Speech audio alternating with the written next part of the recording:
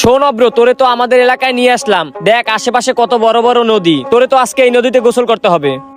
এই নদীতে গোসল করতে হবে? হ্যাঁ, গোসল করার জন্যই তো আসলাম, দুইজনে মিলে আজকে এই নদীতে গোসল করব। গোসল করতে চাইলে বন্ধু তুই কর, আমি তো সাঁতার পারি না।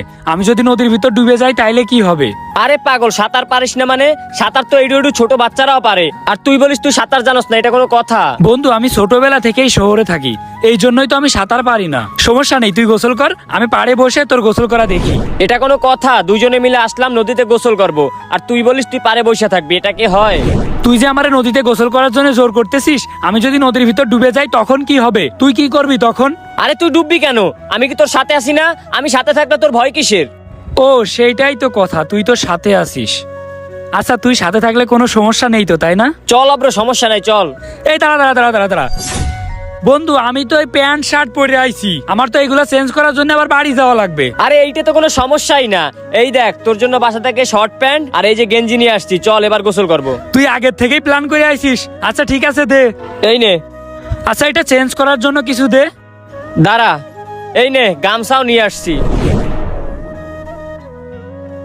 এই রে, গামছা তো পরতেছি, গামছা আবার খুলে না যায়, খুলে গেলি তো সব শেষ, মান সম্মান এইখানেই শেষ। সাবধানে কাজ করি। হইছে না? এবার তাড়াতাড়ি চল। ওরে আল্লাহ রে বন্ধু, এই নদীতে কত পানি! এই নদী তো অনেক বড়।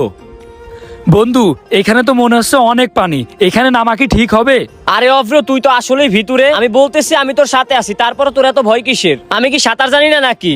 তারপরও আমার না ভয় করতেছে বন্ধু। আচ্ছা বন্ধু তুই একটু আমার দিকে খেয়াল রাখিস, হ্যাঁ? আরে অভ্র দেখ, লাফ দিতে হয় কিরকম।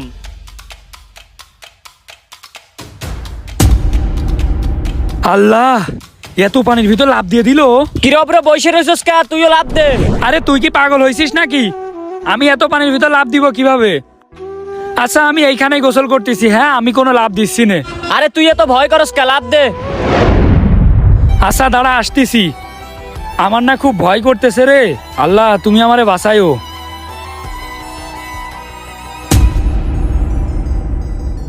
ও ও, রফিকুল। এই কি হইছে? ডুবস, ডুব দে, ডুব দে। এ আমারে উঠা, আমি পারতেছি না। আরে ধুর, রিল্যাক্স, কোনো চিন্তা করিস না, রিল্যাক্সে গোসল কর। এই কিরে, ফোন দিল কিরে? এ অব্র তুই থাক, আমারে কে জানি ফোন দিছে, মনে হয় গার্লফ্রেন্ড ফোন দিছে। ওয়ে বন্ধু বাসা। এই সাগর পারে আইসা আমার মাতাল মাতাল লাগে।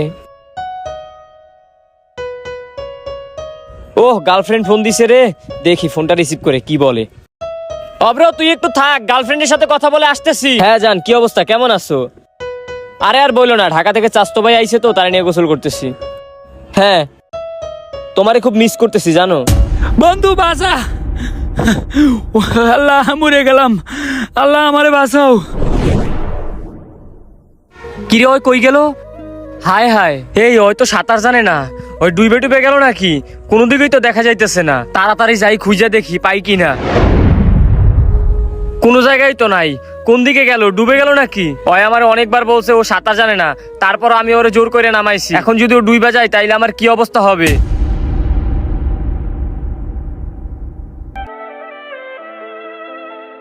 ও আল্লাহ, ওরে তো আমার নদীতে গোসল করতে আনাই ভুল হইছে।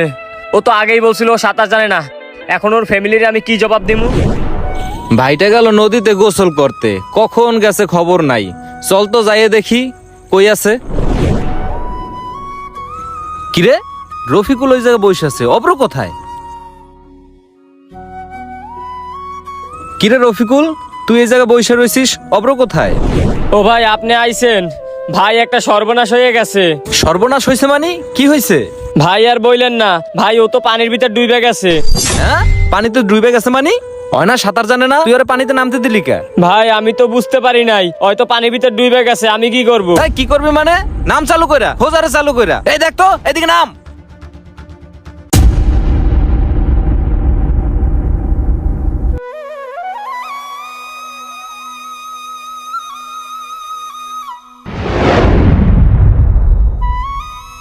এ ভাই, লাল ওইটা কি?